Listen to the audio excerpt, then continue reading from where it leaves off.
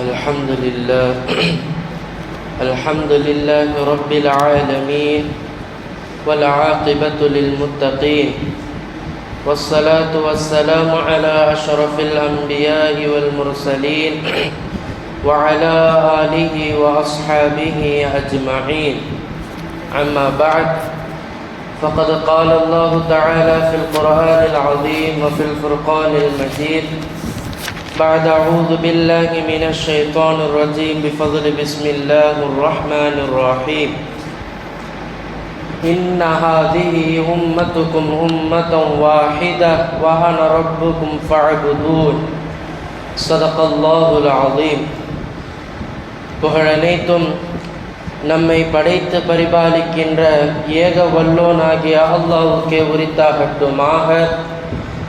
அவனுடைய சாந்தியும் சமாதானமும் எம்பெருமானார் ரசூலே கரீம் முஹம்மது நபி ஸல்லல்லாஹு அலைஹி வஸல்லம் அவர்களின் மீதும், அவர்களின் அடிச்சுவற்றை அப்படியே பின்பற்றிய சத்திய சஹாபாக்களின் மீதும், தாபிஈன்களின் மீதும், ஷுஹதாக்களின் மீதும், சாலிஹீன்களின் மீதும், குறிப்பாக இந்த மஜ்லிஸில் அமர்ந்திருக்கின்ற இன்னும் அமரவிருக்கின்ற நம் அனைவரின் மீதும் குறைவின்றி நிறைவோடு என்றென்றும் நின்று நிலவட்டுமாக. ஆமீன். அல்ஹம்துலில்லாஹ். அல்லாஹ்வினுடைய மிக பெரும் பேரருளால் ஒரு சிறப்பு மிகுந்த ஒரு மாதத்தில் நாம் எல்லாம் பல அமல்கள் செய்தோம்.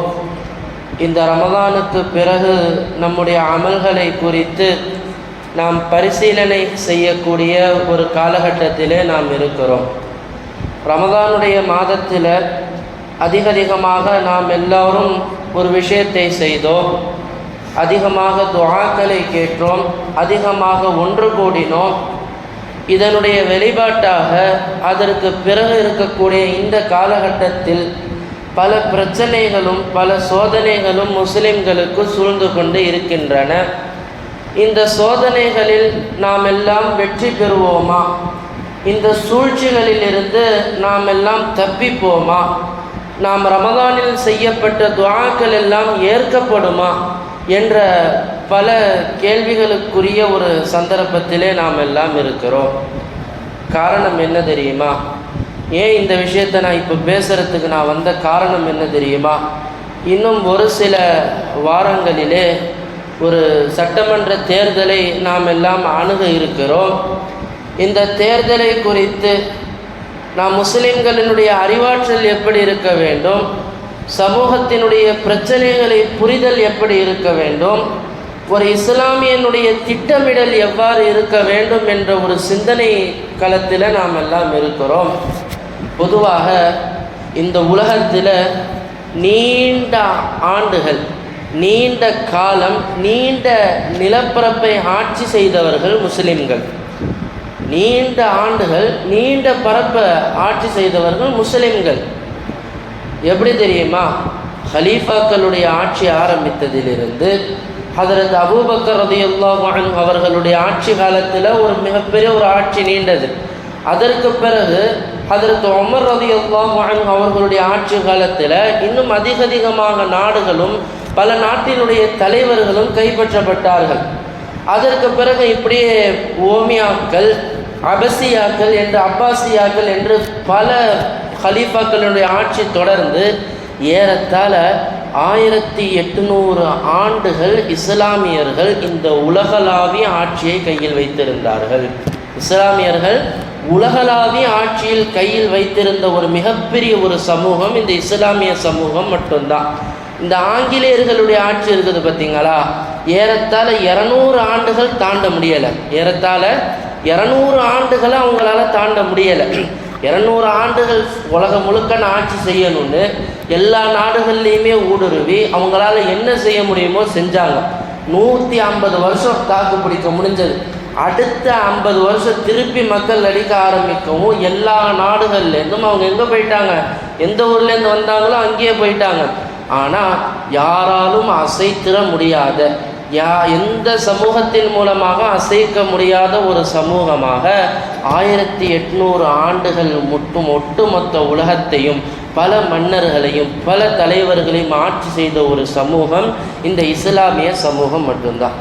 இன்னைக்கு இந்த இஸ்லாமிய சமூகத்தை எடுத்து நம்ம பார்த்தோன்னு வச்சோன்னு சொன்னால், ஒரு 100 ஆண்டுகள், கடந்த ஒரு 100 ஆண்டுகள் இந்த இஸ்லாமிய சமுதாயம் இருக்குது பார்த்தீங்களா, முழுக்க முழுக்க வீழ்ச்சிக்கு போயிடுச்சு. 1924 வரைக்கும் துருக்கி நாட்டினுடைய ஆட்சி, ஹலீஃபா அப்துல் ஹமீத் என்று சொல்லக்கூடிய அவங்க ஆட்சி அந்த துருக்கியர்களுடைய ஆட்சி இருக்கிற வரைக்கும், அந்த ஹலீஃபத்துவம் இருக்கிற வரைக்கும் உலகத்தில் எந்த இடத்துல இருந்து ஒரு முஸ்லீம் குரல் கொடுத்தா, ஒரு முஸ்லீம் பிரச்சனைன்னு சொன்னால் துருக்கியிலேருந்து நேராக அங்கே கட்டளை போகும்.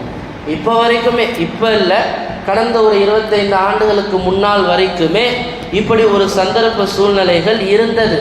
ஆனால் இன்னைக்கு இருக்குதான்னு கேட்டால் கிடையாது. இன்னைக்கு உலகளாவிய முஸ்லீம்கள் இடத்துல இப்படி பல ஆட்சிகள் கைவிட்டு முஸ்லீம்கள் பின்னடைவுக்கு போனதற்கு காரணம் என்ன தெரியுமா? பெருமானார் ஸல்லல்லாஹு அலைஹி வஸல்லம் அவர்கள் சொல்லுவார்கள், முஸ்லீம்களினுடைய வீழ்ச்சிக்கு காரணம் முஸ்லீம்கள் தான். முஸ்லீம்களுடைய வீழ்ச்சிக்கு காரணம் யாரு? முஸ்லீம்கள் தான். காரணம் என்ன தெரியுமா? இந்த முஸ்லீம்களிடத்துல ஒரு அழகான ஒரு திட்டமிடல் என்பது இப்போ குறைஞ்சு போச்சு. முன்னொரு காலத்தில் இருந்தது. திப்பு சுல்தான் அவர்களுடைய ஆட்சி காலம் எடுத்து பார்க்கலாம், அவுரங்கசீப் ரஹ்மத்துல்லாஹி அலைஹி அவர்களுடைய ஆட்சி காலத்தை எடுத்து பார்க்கலாம். இதெல்லாம் இந்தியாவில் மட்டும் நான் பேசுகிறேன். ஆனால் உலகளாவிய பல மன்னர்கள், பல ஹலீஃபாக்கள் இந்த உலகத்தை ஆட்சி செய்து வெற்றி கண்ட காரணம் என்ன தெரியுமா? ஒன்று நிதானம் இருக்கும். ரெண்டாவது, அவர்களிடத்தில் அழகான திட்டமிடல் இருந்தது. மூன்றாவது, அவர்களிடத்தில் ஒற்றுமை இருந்தது. இந்த சமுதாயம் என்பது, இந்த இஸ்லாமிய சமுதாயம் என்பது, நாம் பல கருத்து வேறுபாடுகள் இருக்கலாம், இஸ்லாமியர்களுக்கு மத்தியில் பல கருத்துக்கள் இருக்கலாம், தப்பு இல்லை. பல ஜமாத்தார்கள் இருக்கக்கூடாது, தப்பு. அங்கே தான் நம்ம பண்ணுற பிரச்சனையே. இன்றைக்கி ஒரு கூட்டத்தை பற்றி, இன்னும் ஒரு முஸ்லீம் கூட்டத்தை பற்றி முஸ்லீம்களே மேடை போட்டு பேசக்கூடிய ஒரு அவல நிலை நம்ம சமூகத்தில் மட்டும்தான் இருக்குது. பலமுறை நான் சொல்லியிருக்கிறேன், பல கருத்துக்கள் என்பது ஒவ்வொருத்தவங்க பல கருத்துக்களை விமர்சிச்சுட்டு போகலாம், அவங்க வழிபட்டு போகலாம், தப்பு இல்லை. ஏன்னா பெருமானார் ஸல்லல்லாஹு அலைஹி வஸல்லம் அவர்களுடைய காலத்திலேயே பல சஹாபாக்களுக்கு பல கருத்துக்கள் இருந்தது. அதை பெருமானாரும் அனுமதித்தார்கள். இந்த சஹாபி ஒரு கருத்தில் இருக்கிறா, உன்னுடைய கருத்தின் அடிப்படையில் நீ அமல் செய். இன்னொரு சஹாபி இன்னொரு கருத்தை சொல்றாரு, அதனையும் பெருமானார் ஸல்லல்லாஹு அலைஹி வஸல்லம் அனுமதித்திருக்கிறார்கள். இங்கே கருத்துக்கள் பரிமாறுவதில் பிரச்சனை இல்லை, ஜமாத்தார்களாக பிரிகிறோம் பார்த்தீங்களா, இதுதான் பிரச்சனை. முஸ்லிம்களிடத்தில் இருக்கக்கூடிய மிகப்பெரிய ஒரு பிற்போக்குத்துவம் என்ன தெரியுமா? திட்டமிடல் என்பது கொஞ்சமே கிடையாது. ஒரு தேர்தல் களம் வருது, இந்த தேர்தல் களத்தில் பல பரப்புரைகள் முஸ்லீம்களுக்கு சார்ந்து ஓட்டுக்காக ஒரு கூட்டம் பண்ணுது, முஸ்லீம்களுக்கு எதிராக ஒரு கூட்டம் பண்ணுது. இப்படி பல ஒரு சூழ்ச்சிகளில் வரக்கூடிய இந்த சமயத்தில் முஸ்லீம்கள் எப்படி திட்டமிடல் செய்யணும், முஸ்லீம்களுடைய அந்த தேர்ந்தெடுத்தல் என்பது எப்படி இருக்கணும், முஸ்லீம்களுடைய முயற்சிகள் என்னவாக இருக்கணும் என்பதை முஸ்லீம்கள் ஒருபோதும் சிந்திக்க மாட்டார்கள். முஸ்லீம்களுக்கு அல்லாஹ் தஆலா தொழுகை இபாதத்தில் மட்டும் வெற்றி வைக்கலை. தொழுகை இபாதத் என்பது முதல் கட்டம். அதற்கு பிறகு இருக்கக்கூடிய முயற்சியை அல்லாஹ் பார்க்குறான். அதற்கு பின்னால் இருக்கக்கூடிய முயற்சி, இந்த முயற்சியில் செயல்கள் ரீதியான முயற்சிகளும் இருக்குது, உள்ளங்கள் சார்ந்த முயற்சிகளும் இருக்குது, அதே போல் மன ரீதியாக பல முயற்சிகளும் இருக்குது. இது எல்லாமே இஸ்லாத்தினுடைய ஒவ்வொரு தூண்கள். நீங்கள் இஸ்லாத்துன்னு எடுத்தால் வெறும் வணக்க வழிபாடு செஞ்சுட்டா நமக்கு அல்லாஹ் தஆலா வெற்றியை கொடுத்துருவான், நம்ம கேட்க வேண்டிய நேரத்தில் கேட்டால் நமக்கு எல்லாம் தந்துருவான்ற ஒரு எண்ணத்துக்கு தயவு செஞ்சு வந்துடாதீங்க. சிந்திக்கணும். இந்த மார்க்கம் இருக்குது பார்த்தீங்களா, பிற்போக்குத்துவ மார்க்கம் கிடையாது. நீங்கள் சிந்தித்து செயல்படு என்று சொல்லக்கூடிய ஒரு அழகான மார்க்கம் தான் இந்த இஸ்லாமிய மார்க்கம். அப்போ இந்த மாதிரி காலகட்டத்தில், இந்த தேர்தல்களை நெருங்கி கொள்ளக்கூடிய இந்த காலகட்டத்தில் நமது மார்க்கத்தில் இருக்கக்கூடிய இளைஞர்களுக்கு நம்ம எடுத்து சொல்லணும். மூத்தவர்களுடைய வேலை என்னென்னா இளைஞர்களுக்கு எடுத்து புரிய வைக்கணும், தம்முடைய குடும்பத்தார்களுக்கு எடுத்து சொல்லி புரிய வைக்கணும், தம்முடைய சகோதரர்களுக்கு முஸ்லிம் நண்பர்களுக்கு சொல்லி புரிய வைக்கணும். இந்த வாக்கு என்பது எப்படி அவர்கள் தேர்ந்தெடுக்க வேண்டும், இந்த அரசியலை எப்படி அவர்கள் கற்றுக்கொள்ள வேண்டும் என்பதை நாம் தான் இன்னைக்கு அவங்களுக்கு எடுத்து சொல்லக்கூடிய ஒரு கட்டாய சூழ்நிலைக்கு நம்ம தள்ளப்பட்டு இருக்கோம். இன்னைக்கு நம்முடைய இளைஞர்கள் பார்க்குறதுக்கு ரொம்ப ரொம்ப வருத்தமாக இருக்குது. நீங்களும் பார்த்துருப்பீங்க, இளைஞர்கள், இளம் பெண்கள் இன்னைக்கு மார்க்கத்திற்கு அப்பாற்பட்ட பல விஷயங்களுக்கு வெளியில் வெளிப்படையாக பேட்டி கொடுக்கக்கூடிய ஒரு மிகப்பெரிய ஒரு வருத்தத்தை நம்ம பார்க்குறோம். என் கணவரை விட இந்த ஆட்சிக்கு வரப்போகிற இவர் எனக்கு ரொம்ப முக்கியம், இன்னைக்கு என்னுடைய குழந்தைகளை விட ஆட்சிக்கு வரக்கூடிய இவர் எனக்கு முக்கியம் அப்படின்னு சொல்லி ஒரு தலைவரை எப்படி தேர்ந்தெடுக்க வேண்டும் என்ற ஒரு அடிப்படை அறிவு கூட அல்லாத இஸ்லாமியர்களை பார்க்கும்போது எனக்கு ரொம்ப கவலையாக இருக்குது. உண்மையிலேயே இந்த மார்க்கம் குர்ஆன் நமக்கு அதைத்தான் சொல்லி தருதா? இந்த குர்ஆன் நமக்கு திரைக்கு பின்னால் இருந்து நடிப்பு செய்யக்கூடியவர்களை நம் ஃபாலோ செய்ய வேண்டும் என்று நமக்கு சொல்லிக் கொடுக்குதா? இந்த பெருமானார் ஸல்லல்லாஹு அலைஹி வஸல்லம் அவர்கள் இப்படித்தான் தலைவர்களை தேர்ந்தெடுக்க வேண்டும் என்று சொல்லி தந்தார்களா? தயவு செய்து கண்ணியமிக்க அல்லாஹ்வின் நல்லடியார்களே, இது மிகப்பெரிய ஒரு போதை, இது மிகப்பெரிய ஒரு சைத்தானினுடைய ஒரு சூழ்ச்சி. தயவு செய்து திரைக்கு பின்னால் இருக்கக்கூடிய விஷயங்களை மனதில் கவர்ந்து அதற்கு பின்னாடி போகாதீங்க. ஒரு தலைவர் என்றால் எப்படி இருக்க வேண்டும் என்பதாக பெருமானார் ஸல்லல்லாஹு அலைஹி வஸல்லம் அவர்கள் பல செய்திகளை நமக்கு சொல்லிவிட்டு தந்திருக்கிறார்கள். ஹஜ்ரத் உமர் ரலியல்லாஹு அன்ஹு அவர்கள் எப்படி வாழ்ந்தார்கள் என்ற சரித்திரத்தை நாம் பார்க்க வேண்டும். அவர்கள் 1400 ஆண்டு காலத்திற்கு முன்னால் அவர்கள் விதித்த அந்த தலைமைத்துவம் என்பது இன்றளவிலும் உலகளாவிய மக்கள் பேசக்கூடிய ஒரு சூழ்நிலை இருந்தது என்றால் அவர்களுடைய ஆட்சித்துவம் எப்படி இருக்கணும்? அப்போ ஒரு தலைமைத்துவத்தில் இருக்கக்கூடியவங்களுக்கு எவ்வளவு பக்குவம் இருக்க வேண்டும், அவர்கள் எப்படியெல்லாம் அவர்கள் சிந்திக்க வேண்டும் என்பதையெல்லாம் நாம் பார்த்து சிந்திக்கணும். இவர்கள் தலைவராக நம்ம ஏற்றுக்கணுமா? நம்முடைய சமுதாயம் எப்படிப்பட்ட ஒரு சமுதாயம்? உலகத்தையே ஆட்சி செய்த ஒரு சமுதாயத்தில் இருக்கக்கூடிய மக்கள் இப்படி திரைக்கு பின்னால் இருக்கக்கூடிய சில மனிதர்களை பார்த்து அவர்கள் பிற்போக்குவாதிகளாக செல்வதை என்னால் கொஞ்சம் கூட மனசில் ஏற்றுக்க முடியல. பெருமானார் இருந்தாலும் இப்படி தான், பெரிய பெரிய ஆட்சியாளர்கள் இருந்தாலும் இப்படி தான், இதுதான் நடந்திருக்கும். அப்படிப்பட்ட ஒரு அவல நிலைக்கு நம்ம எல்லாம் தள்ளப்பட்டு கொண்டு இருக்கிறோம். கண்ணியமிக்க அல்லாஹ்வின் நல்லடியார்களே, பெருமானார் ஸல்லல்லாஹு அலைஹி வஸல்லம் அவர்கள் அல்லாஹ்விடத்தில் ஒரு முனாஜாத்தை செஞ்சாங்க. இந்த முனாஜாத்துன்னு சொன்னால் பொறுப்பை ஒட்டுமொத்தமாக அல்லாஹ்கிட்ட ஒப்படைக்கிறது. எப்பன்னு சொன்னால் பெருமானார் ஸல்லல்லாஹு அலைஹி வஸல்லம் அவர்களுக்கு மக்கத்து காஃபிர்கள் மேலே எல்லா இதுவும் போயிடுச்சு, நம்பிக்கையே போயிடுச்சு. இதுக்கு மேலே இந்த மக்கள் ஏற்றுப்பாங்களா நம்மளன்ற ஒரு நம்பிக்கை இல்லாத ஒரு அடிப்பட்ட ஒரு நேரத்தில் பெருமானார் ஸல்லல்லாஹு அலைஹி வஸல்லம் அவங்க நம்பினது யாரை தெரியுமா? தாயிஃபுடைய மக்களை நம்பினாங்க. பெருமானார் தாயிஃபுக்கு போய் நம்ம தாவத்து செஞ்சால் தாயிஃபுடைய மக்கள் நம்மளை ஏற்றுப்பாங்கன்னு நம்பினாங்க.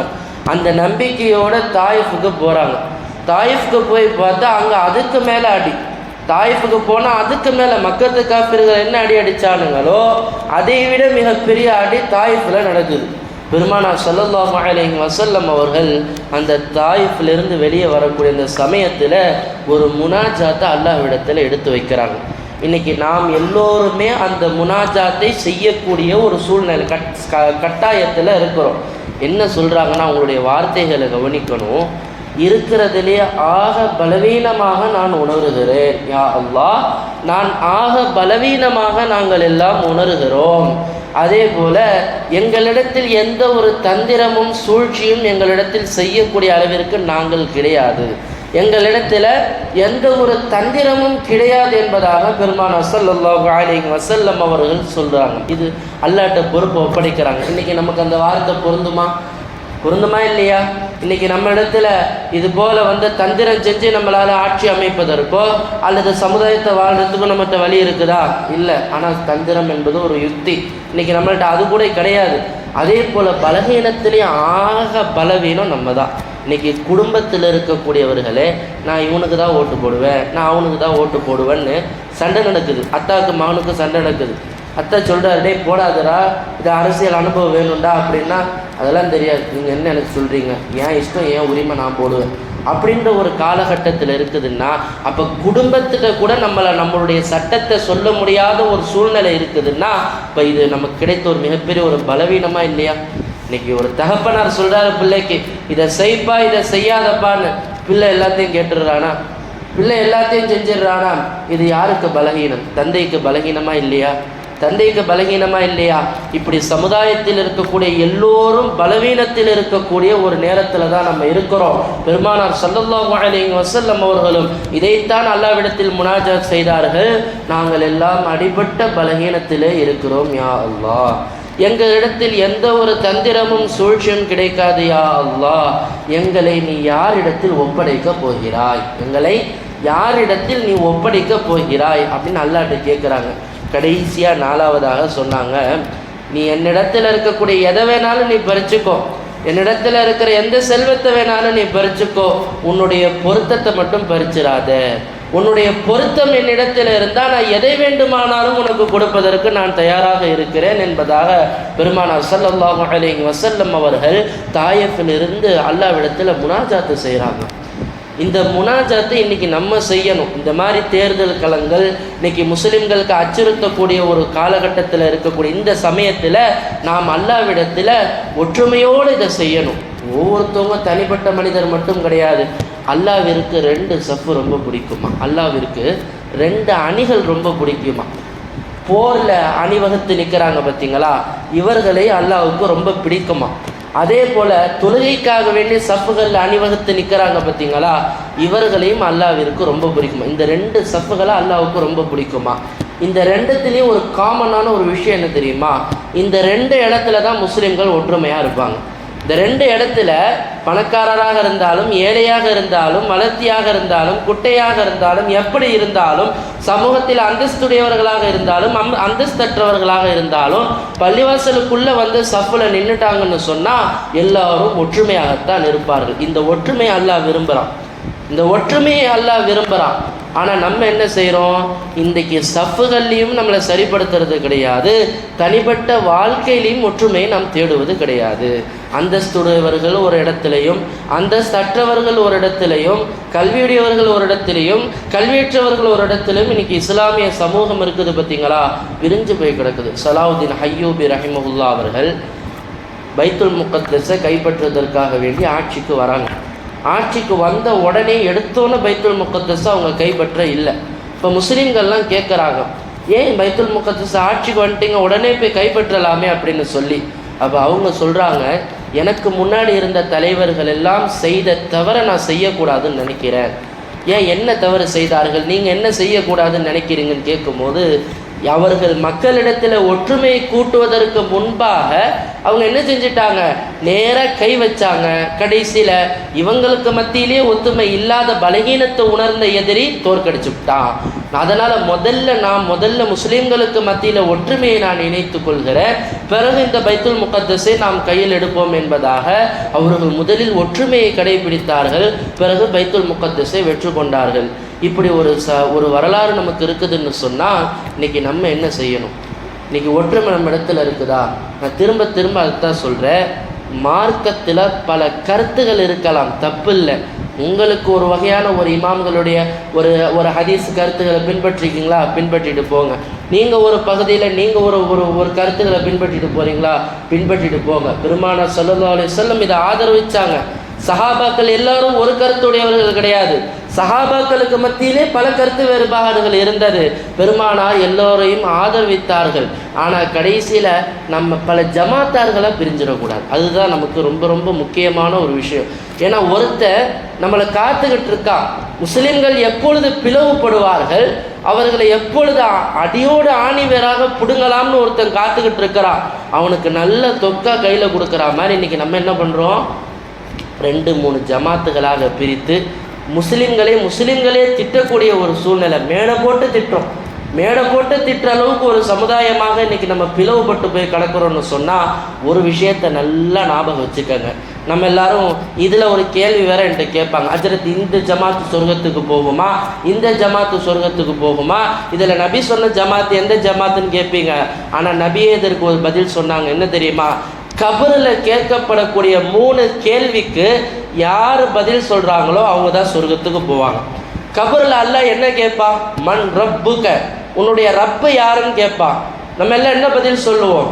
ரப்பி அல்லாஹ், என்னுடைய இறைவன் அல்லாஹ்னு சொல்லணும். புரியுதுங்களா? 2வது என்ன கேட்பாங்க? மன் தீனுக்க, உன்னுடைய தீன் என்னன்னு கேட்பான். அப்போ தீனி அல் இஸ்லாம், இஸ்லாம் தான் என்னுடைய தீனுன்னு சொல்லுவாங்க. இது 2வது. 3வது கேள்வி மன் நபியுக்க, நம்ம கடைசியில் என்ன சொல்லுவோம்? நபியி முஹம்மது நபி ஸல்லல்லாஹு அலைஹி வஸல்லம். இந்த 3 கேள்விக்கு பதில் சொல்லிட்டா அந்த சொர்க்கத்துக்கு போடுவது தான் பதில். புரியுதுங்களா? அல்லாஹ் கபரில் கேட்க மாட்டான், நீ இந்த ஜமாத்தா, நீ அந்த ஜமாத்தா, நீ எந்த ஜமாத்தில் இருந்தெல்லாம் அல்லாஹ் கேட்க மாட்டான். அல்லாஹ் கேட்டது உன்னுடைய ரப்பா நீ அல்லாஹ்வை பின்பற்றினாயா, உன்னுடைய நபியாக முஹம்மது நபி ஸல்லல்லாஹு அலைஹி வஸல்லம் அவர்களை பின்பற்றினாயா, உன்னுடைய மார்க்கமாக நீ இஸ்லாத்தை வைத்திருந்தாயான்னு தான் அல்லாஹ் கேட்பா. அப்போ இதில் நம்ம எல்லாரும் ஒன்றிணைஞ்சிட்டோமா இல்லையா? அல்லாஹ்வே குர்ஆன்ல என்ன தெரியுமா சொல்றான்? இன்ன ஹாதிஹி உம்மத்துக்கும் உம்மத்த வாஹிதா, நீங்கள் எல்லோருமே ஒரு உம்மத், நீங்கள் எல்லோருமே ஒரு உம்மத். இந்தந்த ஜமாத்துன்னு அல்லாஹ் பேர் வைக்கல, எல்லாருக்கும் அல்லாஹ் சொல்லக்கூடிய வார்த்தை முஹம்மது நபி ஸல்லல்லாஹு அலைஹி வஸல்லம் அவர்களுடைய கூட்டத்தார்களை நம்ம இணைஞ்சிட்டோம்னா நாம் எல்லாருமே ஒரு உம்மத். அப்போ இந்த மாதிரி பல சோதனை களங்கள், இஸ்லாமியர்களுக்கு பல பிரச்சனை களங்கள், இதுபோல் பல ஆட்சி மாற்றங்கள் இதெல்லாம் நமக்கு வருதுன்னா இந்த இடத்துல நம்ம எல்லாம் எப்படி யோசிக்கணும்? எல்லாருமே முஸ்லீம்களாக யோசிக்கணும். நீ இந்த ஜமாத்து நீ ஒரு கட்சி ஆரம்பி, நான் இந்த ஜமாத்து நான் ஒரு கட்சியை ஆரம்பிப்பேன், நீ இதுக்கு போய் நான் இங்கே தனிச்சா நீ நிற்க போகிற, இப்படி நீங்கள் யோசிக்கிறீங்க பார்த்தீங்களா? இது ஒரு உண்மையான முஸ்லீம்களுடைய சிந்தனை கிடையாது. எல்லா முஸ்லீம்களாக எல்லாரும் யோசிக்கணும். நல்ல தயவு செய்து அதை புரிஞ்சுக்கங்க. முஸ்லீம்களுக்கு சாதகமாக இருக்கக்கூடியதை முஸ்லீம்களாக நாம் எல்லோரும் ஆலோசித்து தான் இதற்கு நாம் முயற்சி செய்ய வேண்டுமே தவிர, இந்த ஜமாத்தில் இருக்கக்கூடிய நான் இதுக்கு போடுவேன், இந்த ஜமாத்தில் இருக்கிறதுனால நான் இந்த கட்சியில் உள்ளவன் இப்படின்னு சொல்லி தயவு செய்து உங்களுக்கு மத்தியில் குழப்பங்களையும் கூச்சல்களும் எழுப்பிக் கொள்ளாதீர்கள். முஸ்லீம்களாக பிறந்து விட்டோம், நாம் எல்லோரும் ஒரு உம்மத். நம்ம எந்த ஜமாத்தாக இருக்கலாம், எந்த கருத்தில் வேணாலும் இருக்கலாம், தப்பு இல்லை. பெருமானார் ஸல்லல்லாஹு அலைஹி வஸல்லம் அவங்க ஆதரிச்சிருக்கிறாங்க. அதனால் நீங்கள் தயவு செய்து முஸ்லீம்கள் எல்லோரும் ஒற்றுமை என்ற ஒரு பாதையில் வாங்க. அல்லாஹ்விற்கு அதுதான் பிடிக்கும், அந்த சஃப்புகளை தான் அல்லாஹ் விரும்புகிறான். நீங்கள் சஃப்புகளை ஒத்துமையாக இருக்கிறீங்களா, அந்த சமயத்தில் நீங்கள் கேட்கக்கூடிய துவா கபூலாக்கப்படும். அல்லாஹ்வுக்கு பிடித்தமான ஒரு வகுப்பில் நீங்கள் நிற்கும் போது நீங்கள் அல்லாஹ்விடத்தில் துவா கேட்டிங்கன்னா அது அல்லாஹ் கபூல் செய்வான், பிரியமான இடம். ஆனால் நம்ம இன்றைக்கி அந்த இடத்துல பாகுபட்ச பார்க்கக்கூடிய சூழ்நிலைக்கு நம்ம வந்துடக்கூடாது. தயவு செய்து கண்ணியமிக்க அல்லாஹ்வின் நல்லடியார்களே, எதிர் வரக்கூடிய இந்த கட்சி, இந்த தேர்தல், இதுபோல் களத்தில் இஸ்லாமியர்களிடத்தில் சரியான திட்டமிடல் இருக்கணும், அரசியலை குறித்துண்டான அறிவு இருக்கணும். இந்த அறிவற்ற நிலைமையில் தயவு செய்து யாரும் தங்களுடைய வாக்குகளை வீணடித்து விட வேண்டாம். ஓட்டு போடுவது நம்மளுடைய உரிமை, கட்டாயமாக சாட்சி சொல்லக்கூடிய சமயத்தில் நம்ம இருக்கிறோம். தயவு செய்து அதை புரிந்துணர்ந்து நாம் யாருக்கு வாக்களிக்க வேண்டும் என்ற விஷயத்தில் இஸ்லாமியர்களை ஒற்றுமையாக யோசித்து எல்லா மக்களினுடைய நலனை கருதி உங்களுடைய வாக்குகளை செலுத்துங்கள். பெருமானார் ஸல்லல்லாஹு அலைஹி வஸல்லம் அவர்கள் எப்படி அல்லாஹ்விடத்தில் முனாஜாத் செய்தார்களோ அதுபோலும் நாமும் முனாஜாத் செய்துவிட வேண்டும். ரப்புல் ஆலமீன் நிச்சயமாக நம்முடைய துஆக்களை கபூல் செய்வார்.